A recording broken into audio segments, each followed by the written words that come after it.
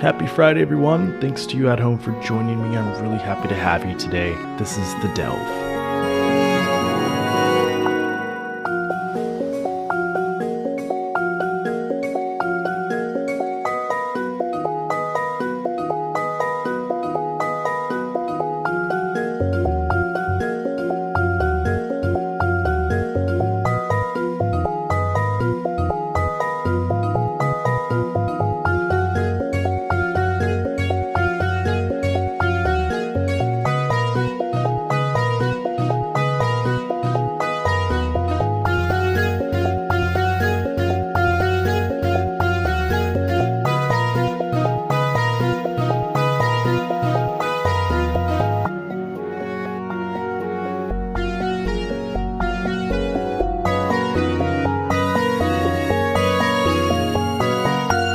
It's Friday, July 24th, and today I'm happy to report that we have crunched the numbers.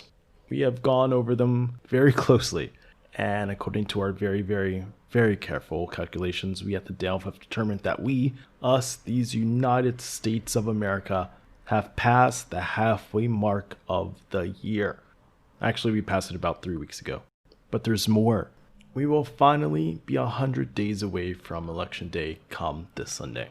You guys, we are almost there. We are almost at November 3rd. And because we want this year to end so quickly, we're almost at December 31st. But it's a leap year, so there aren't 365 days. There are 366 days this year. At least there will be by the time we get to the end of it, provided the aliens don't get us or, if the sun doesn't burn out. And of course it's a leap year. It's like the little cherry on top. Honestly, 2020 would have been a catastrophic year if it had stopped 3 months ago. But we've made it this far, and they cannot make us do that again.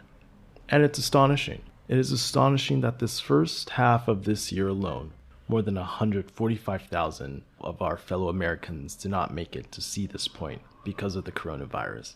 The New York Times tabulation of the new case numbers shows America shattering records this week for new infections day after day. California has now overtaken New York as the state with the most COVID-19 cases. Florida and Texas have the third and fourth most cases respectively, and they could soon pass both New York and California. So the first half of 2020, which we are through with now, it's been something. We now get to do the second half of 2020, and we can do it. But as we put the first half of this year behind us, as we start what we all hope to be a better second half of this year, something interesting is happening. There appears to be this weird thing going on in the news. The news just keeps repeating itself. The same stuff keeps happening in slightly different iterations. For example, you might have heard the president on his approach to the coronavirus. It's going to disappear. One day it's like a miracle. It will disappear. And I think we're going to be very good with the coronavirus. I think that at some point that's going to sort of just disappear, I hope. You still believe so? Disappear? Well, I do. Yeah, sure, at some point. And I think we're going to have a vaccine very soon, too. Yeah, I still believe that. Yeah, I hope. So that has been the plan. Hoping for the coronavirus to disappear. As you can see, the president has been residing in this particular subdivision of La La Land for quite some time now. We've heard many iterations of this whole, I believe that the virus will disappear. While the president has many faults, many faults, he has been epically consistent on this belief that the virus will vanish. But it hasn't. It didn't disappear after that February press conference. It didn't disappear after that July interview. Because the one true constant in Trump's presidency is tomorrow will be worse. We have now had over 145,000 deaths. Through it all, the president is stuck with the belief that if he believes and hopes hard enough, the virus will disappear. But as of Tuesday, perhaps we're seeing a turn. It will probably, unfortunately, get worse before it gets better. Something I don't like saying about things, but that's the way it is. Wait, what? Mr. President, you said the virus would disappear. You told us in February it'll disappear. You've literally been saying for months it'll disappear. I have you on tape. It wasn't super convincing, but I have you on tape. The coronavirus, you know that, right? Coronavirus. We think we have it very well under control. We have very little problem in this country at this moment. Well, we pretty much shut it down. Coming in from China. We're going to see what happens, but we did shut it down, yes. You know, a lot of people think that goes away in April with the heat, as the heat comes in. We're in great shape, though. And, you know, in April, supposedly, it dies with the hotter weather. Looks like by April, you know, in theory, when it gets a little warmer, it miraculously goes away. I hope that's true. And I think the numbers are going to get progressively better as we go along. We have it very much under control in this country. Because of all we've done, the risk to the American people remains very low. Yeah, no, I don't take responsibility at all. It's all over the world. It's incredible what's happened in such a short period of time. But I've always known this is a pandemic. Well, I guess the president has given up. Vice President Biden surely thinks so. You know, he's quit on you, and he's quit on this country. But this election is not just about him. Well, not so fast, Mr. Vice President. Maybe he's changed. Maybe he's had a change of heart and strategy. Probably not, but maybe. Probably not. But maybe. You've been saying for months that the virus would simply disappear, and now you're saying that it's likely to get worse before it gets better. If it does keep getting worse, if Americans keep dying, are you responsible for that? Well, the virus will disappear. It will disappear. I think that I always like to say, as you know, either way, when you look at it, the governors are working with me. I'm working with the governor. We're working hand in hand. I think we're all responsible. I view it as a team. Oh, man. Back to square one. I told you the guy's consistent. We'll be right back. As you go through different phases of quarantine, you might have neglected your skin. But don't worry, you can take care of it with Public Skin. Public Skin is an online retailer with specialized products and treatments to give you your best, smooth, and healthy-looking skin. You'll have your skin all of your life, so take care of it. For your best skin, go to publicskin.co today. So in other news, the House of Representatives passed a bill that removes Confederate statues in the Capitol. The legislation was approved with 305 votes in favor, 113 votes against. All of the no votes came from GOP lawmakers, that's Republicans, while 72 Republicans voted to remove the statues. You know, with all that's happening in the country and all of us really just needing a huge collective national hug, this should have been an easy vote. This definitely could have been an easy vote. But somehow, 113 Republicans got that wrong. It's baffling. Representative Karen Bass of California, the leader of the Congressional Black Caucus, said this ahead of the vote. And just imagine what it feels like as an African American to know that my ancestors built the Capitol, but yet there are monuments to the very people that enslaved my ancestors. Those were some passionate words right there, but I guess 113 Republicans didn't hear them. Why? Why was this piece of legislation so difficult to vote for? Why? Why did 113 Republicans vote against removing tributes to traitors to the United States of America? Well, the most common argument was removing the statues could lead to a slippery slope. A slippery slope? It's like saying, oh man, we can't go grocery shopping. Every time I go into Trader Joe's, boy, it's a slippery slope. Oh, I can't start a new Netflix series. Every time I start one, oh, it's a slippery slope. Representative Tom McClintock of California said, if we remove memorials to every person in this building who ever made a bad decision, this would be a very barren place indeed. You have that many bad guys memorialized in there? You couldn't replace these bad guys with ethical and moral Americans? We're talking about replacing defenders of sedition against the United States. These folks rebelled and took up arms against us. We're the good guys here. They're the bad guys. Why are we memorializing them? It's weird. More weird is one particular Republican I noticed who voted against this bill. Wyoming Representative Liz Cheney, the daughter of former Vice President Dick Cheney.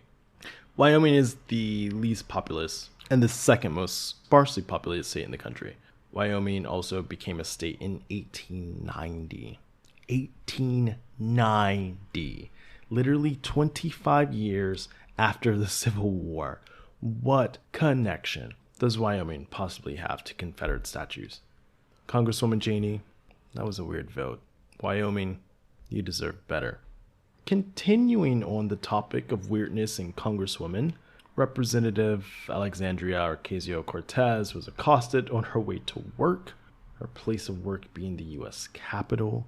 She was yelled at by her Republican colleague, Florida Congressman Ted Yoho. He allegedly called her a name I can't repeat because it's profane and bizarre. As the news of the incident spread in the press, mind you, he said it actually in front of some reporters, Representative Yoho kinda sorta apologized. So let me take a moment to address this body. I rise to apologize for the abrupt manner of the conversation I had with my colleague from New York. It is true that we disagree on policies and visions for America, but that does not mean we should be disrespectful. Yeah, that's right, Mr. Yoho. We should not be disrespectful. We should respect our colleagues and our peers, and of course, especially women. Here's AOC addressing the House floor about the incident. About 2 days ago, I was walking up the steps of the Capitol when Representative Yoho suddenly turned a corner, and he was accompanied by Representative Roger Williams, and accosted me on the steps right here in front of our nation's Capitol. I was minding my own business, walking up the steps, and Representative Yoho put his finger in my face. He called me disgusting. He called me crazy. He called me out of my mind. And he called me dangerous. And then he took a few more steps, and after I had recognized his comments as rude, he walked away and said, "I'm rude. You're calling me rude." I took a few steps ahead, and I walked inside and cast my vote, because my constituents send me here each and every day to fight for them and to make sure that they are able to keep a roof over their head, that they're able to feed their families, and that they're able to carry their lives with dignity. I walked back out, and there were reporters in the front of the Capitol, and in front of reporters, Representative Yoho called me, and I quote, "a fucking bitch." These are the words that Representative Yoho levied against a congresswoman, the congresswoman that not only represents New York's 14th congressional district, but every congresswoman and every woman in this country, because all of us have had to deal with this in some form, some way, some shape, at some point in our lives. And I want to be clear that Representative Yoho's comments were not deeply hurtful or piercing to me, because I have worked a working class job. I have waited tables in restaurants. I have ridden the subway. I have walked the streets in New York City. And this kind of language is not new. I have encountered words uttered by Mr. Yoho and men uttering the same words as Mr. Yoho while I was being harassed in restaurants. I have tossed men out of bars that have used language like Mr. Yoho's. And I have encountered this type of harassment riding the subway in New York City. This is not new. And that is the problem. Mr. Yoho was not alone. He was walking shoulder to shoulder with Representative Roger Williams. And that's when we start to see that this issue is not about one incident. It is cultural. It is a culture of lack of impunity, of accepting of violence and violent language against women, and an entire structure of power that supports that. Because not only have I been spoken to disrespectfully, particularly by members of the Republican Party and elected officials in the Republican Party, not just here, but the President of the United States last year told me to go home to another country, with the implication that I don't even belong in America. The governor of Florida, Governor DeSantis, before I even was sworn in, called me a whatever that is. Dehumanizing language is not new. And what we are seeing is that incidents like these are happening in a pattern. This is a pattern of an attitude towards women and dehumanization of others. You can't make this stuff up.